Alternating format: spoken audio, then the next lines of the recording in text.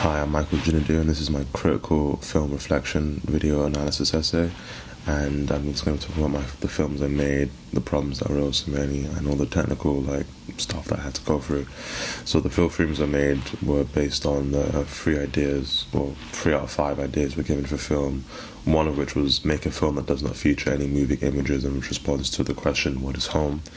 Make an experimental, animated, or found footage film that takes form of a love letter to a loved one. And third and finally, make a film that does not feature any synchronization between image and sound, which is about animals. Now, for those 2 films, I decided to make my own kind of interpretation of what I thought the teacher or the module required of me.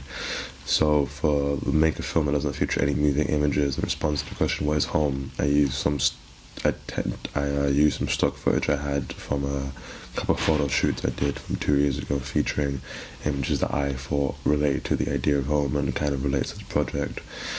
For the making experimental, animated, or found footage film, I ended up using the scene of a wolf attack against a bear with the sound of an artist called Mac DeMarco playing over it as the experimental film.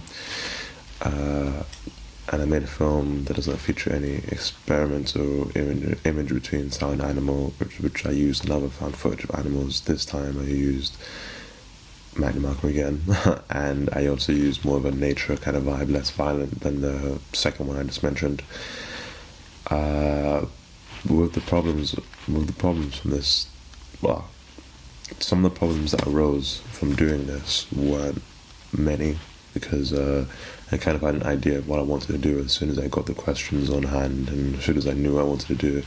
Even writing my script wasn't very long. It took me more or less a week at best, and that was just for me to polish everything and to have it. My film wasn't very dialogue heavy or, in my opinion, script needed, so I didn't really need to have the idea of worrying about script that much or having any problems.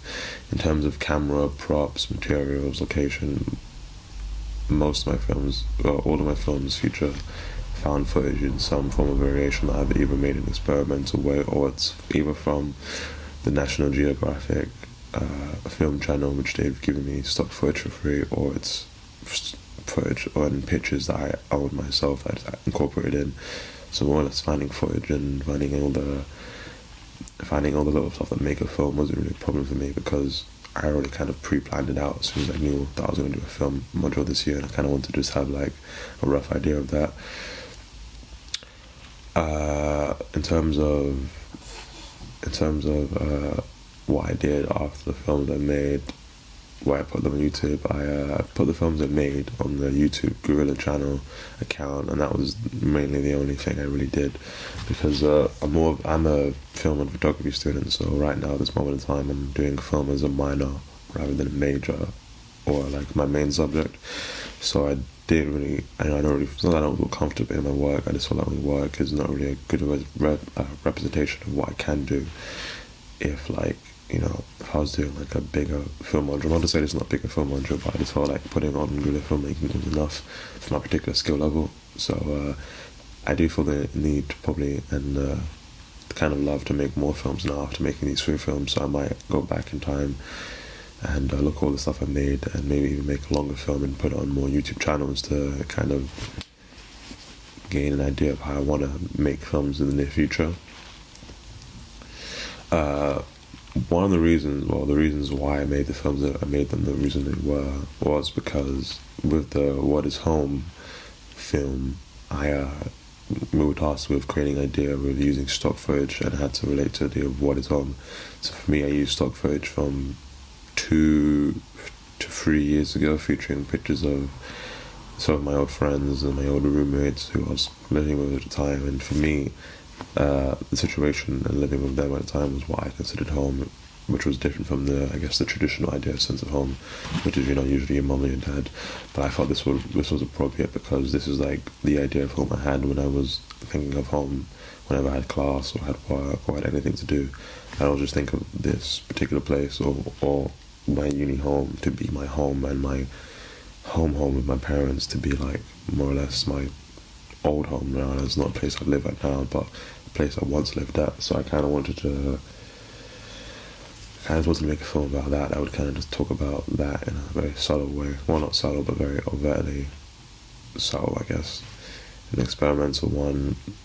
The one that includes the nature documentary, which is a bit less violent. The one that uses experimental and found footage in the form of a love letter to a loved one, was footage of nature in like kind of all its glory, more or less. Me kind of appreciating nature for what it was and the world for what it was. So it's kind of like my love letter to like Earth, being like, thank you for being so amazing. Because I don't know, I kind of feel like sometimes you don't really appreciate the cool things we have in this Earth. So it's pretty nice that I made a video that was just kind of like being gung-ho about everything that's like makes it beautiful. Something that I think aliens would like if they were like, what is Earth like? If you could just highlight the best qualities of it, could you show it to us? And the third film featured a wolf attacking a deer to the sound of Mac DeMarco again, because I kind of felt like this was a good film I could make that doesn't have any synchronization between image and sound and is about animals, because the video itself is quite violent, but then you've got the song which is quite timid and kind of somber and like, and you know, tired and kind of tired and stuff. So it kind of counteracts it, but kind of in a subtle way, adds some low-key synchronization to it without actually being connected to it anyway. The reason I made these songs is because I thought that there would be a good idea in my mind. I didn't want to use any footage of my own because I felt like, not because I didn't feel like I wasn't a good enough photographer, not a good enough photographer, good enough filmmaker. I just felt like the subjects that I was tasked with making would be better with found footage, because I kind of had a set idea of how I would want it to look.